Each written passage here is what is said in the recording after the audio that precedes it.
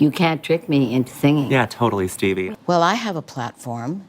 I tell a good story, so maybe I should try to do something.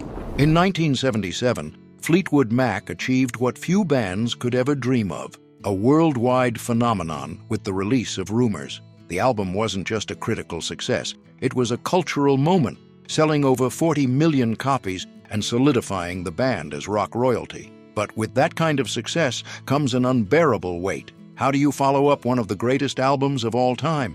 When it came time to record their next project, Fleetwood Mac wasn't interested in playing it safe. Instead, they took perhaps the biggest gamble in their career. Tusk, a sprawling 20-track double album, became a bold experiment in artistic freedom, blending traditional pop with unconventional production and avant-garde influences. However, that ambition came with a hefty price tag, both financially and emotionally. This is the story of how Tusk, an album that cost $1 million to make, nearly tore Fleetwood Mac apart and divided fans and critics alike. The $1 million price tag of Tusk was a direct consequence of Fleetwood Mac's ambition spinning into extravagance. By the late 1970s, the band had earned a level of creative freedom that few others enjoyed, yet this also came with staggering financial risks. Lindsey Buckingham, eager to reinvent the band's sound, pushed for recording techniques that were anything but efficient or conventional. One of his boldest ideas was to record in fantastical settings, such as Dodger Stadium, turning mundane drum parts into logistical nightmares. The budget swelled further with his experiments using early digital technology, like the 24-track tape machines, which were costly and notoriously complex.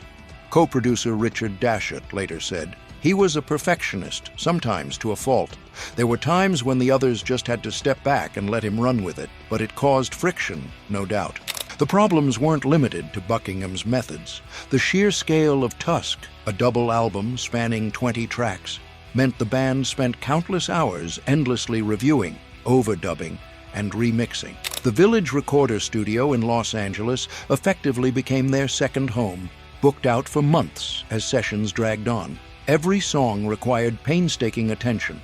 For example, the intricate layering of instruments and vocal harmonies in tracks like Sarah demanded such precision that weeks of studio time were devoted to a single piece. Mick Fleetwood commented years later that the sessions became almost obsessive.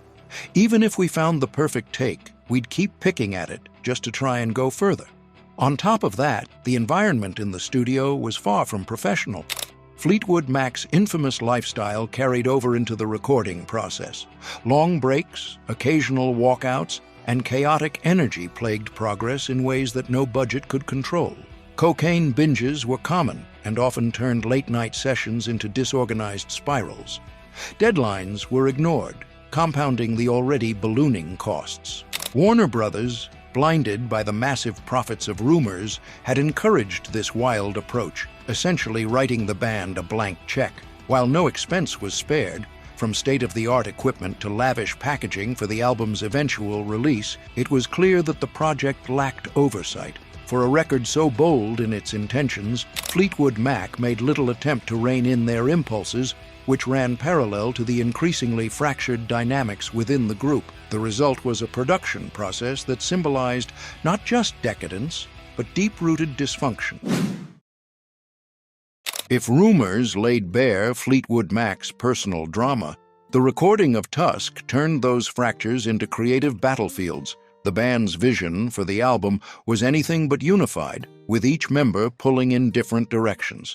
Lindsey Buckingham dominated the process, treating Tusk almost as his solo experiment. His obsessive control over production, coupled with his push for a lo-fi, experimental sound, often led to frustration among the other members. As Christine McVie would later remark, "We were all trying to do our own thing, but it didn't always feel like a team effort anymore. There were times when it felt like several solo records smashed together."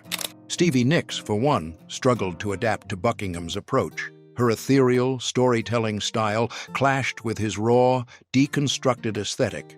Many of her songs, such as Sarah, were either altered significantly in production or had to be reworked to fit the larger vision Buckingham imposed. Reflecting on that time, she admitted, I wanted my songs to have a certain sound, but Lindsey often took them in a direction that I didn't agree with. Sometimes I would hear the final version and think, that's not my song anymore. Mick Fleetwood and John McVie weren't immune to the tensions either. Fleetwood might have given his approval to Buckingham's experimental techniques, but the constant changes and delays frustrated even the usually easygoing rhythm section.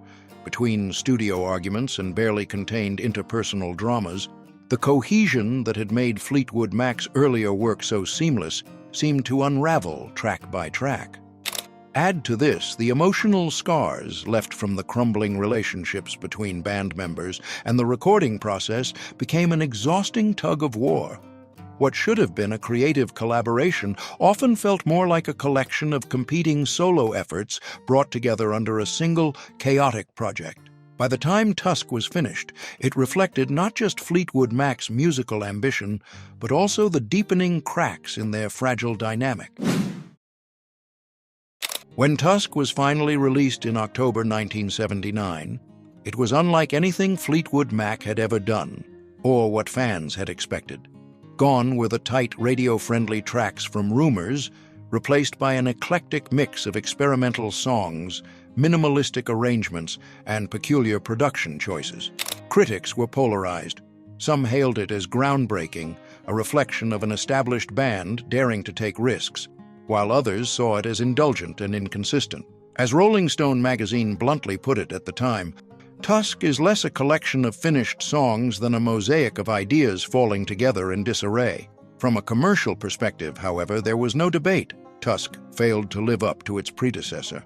While it sold a respectable 4 million copies worldwide and produced hits like Sarah and the title track Tusk, it couldn't escape the enormous shadow of Rumors, which had sold over 10 million copies by then. For Warner Brothers, Tusk's financial return was disappointing given its unprecedented $1 million production costs.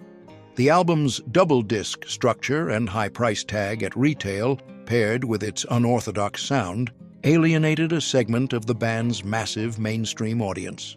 Inside the band, the release only deepened existing fractures. While Lindsey Buckingham saw the album as a creative triumph, others viewed it as a reckless indulgence. In later years, Stevie Nicks admitted, "Lindsey wanted to prove we didn't have to follow the same formula, and I understood that, but it felt like we'd left some of the magic of Fleetwood Mac behind." Christine McVie expressed similar sentiments, pointing out that the band's shift in direction felt forced in places rather than natural evolution. Even the extensive promotion for Tusk raised tensions. The band embarked on a 113-date world tour, which only worsened personal conflicts and burnout from years of relentless recording and touring cycles. Nicks recalled, "By the time the tour ended, we were all just trying to figure out how to survive Fleetwood Mac."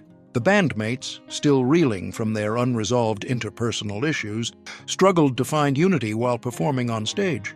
The reception of Tusk marked a turning point. Though it has since achieved critical redemption as a daring and unconventional work, at the time of its release, it stood as an expensive experiment that many believed had come at the cost of the band's cohesion and their connection with listeners. For Fleetwood Mac, it was both a creative risk and a reminder that not all risks pay off. In the years that followed its release, the legacy of Tusk has remained as divided as its initial reception. For many fans and critics, it is seen as the album that marked the moment Fleetwood Mac moved away from the mass appeal of Rumors. Instead of solidifying their pop star trajectory, they delivered something avant-garde that alienated some of their audience and strained the relationships within the band. As Mick Fleetwood later admitted in his memoir, Play On, "In a lot of ways, Tusk was the sound of us tearing ourselves apart." Financially, Tusk served as a cautionary tale for the music industry. With production costs soaring to an astronomical $1 million, a number unheard of at the time, it became the ultimate example of artistic ambition outpacing commercial reality. Yet over time, some of the blame for its perceived shortcomings shifted off the band. The high list price of the double album, combined with a lack of immediate radio-friendly singles beyond Sarah, meant that Warner Brothers' expectations had been impossibly high. Ken Calais, co-producer of the record, reflected on the unrealistic demands, saying, "Everyone wanted another Rumors, but we just couldn't remake that. That record was lightning in a bottle." Creatively, however, Tusk eventually earned its place. It became a cult favorite for artists and bands seeking inspiration or validation for pushing boundaries. Musicians spanning from Grizzly Bear to St. Vincent have cited Tusk as an influence, marveling at its raw, fragmented structure. Lindsey Buckingham's contributions, in particular, have gained recognition as being years ahead of their time. Reflecting decades later, Buckingham remarked, "At the time, people didn't get it, but now, I think they understand what we were trying to do." For Fleetwood Mac, though, the album's legacy was less flattering. The tensions that brewed during Tusk's production and subsequent tour left scars on the band's chemistry. Not irreparable, but significant enough to alter how they approached music moving forward. This period of division foreshadowed their gradual descent into on and off collaborations in the coming decades. Christine McVie acknowledged this shift, stating, "We came back together after Tusk, but something had broken. It wasn't the same anymore." Ultimately, Tusk is remembered as a polarizing work that highlighted the double-edged sword of ambition. It cemented itself as a trailblazer for its time, yet it also symbolized the unraveling of Fleetwood Mac at the height of their fame. For all its divisive qualities, Tusk will forever be the album that dared to defy expectations, no matter the cost.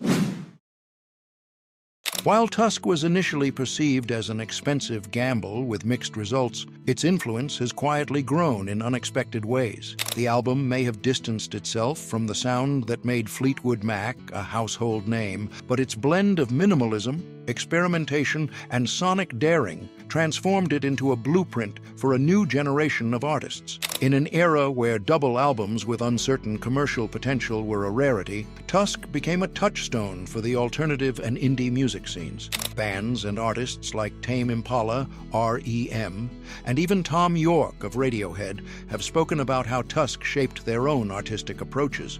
Lindsey Buckingham's unconventional mix of stripped-down tracks alongside more theatrical pieces, such as the titular Tusk, introduced innovative possibilities for pop and rock music. REM's Michael Stipe once referred to it as one of those records that freed your mind from rules. For Buckingham, who had staunchly defended the album's creative merits from the beginning, this slow but steady recognition validated his efforts, even decades later. For Fleetwood Mac as a band, however, the legacy of Tusk remained more complicated. The artistic tensions and fractured collaboration that defined the album's creation marked a turning point in how the group functioned. Following Tusk, longer gaps between albums, individual solo projects, and shifting lineups became a defining feature of Fleetwood Mac's career. Mick Fleetwood reflected on the album's effect in his memoir, admitting, "Tusk wasn't the reason we fractured, but it forced us to face truths we'd been avoiding." Another element of Tusk's legacy is how it has gradually detached itself from the context of its original release. While the album was once inextricably linked to Fleetwood Mac's fame, conflicts, and lavish excesses of the late 1970s, modern listeners and critics often evaluate Tusk in isolation.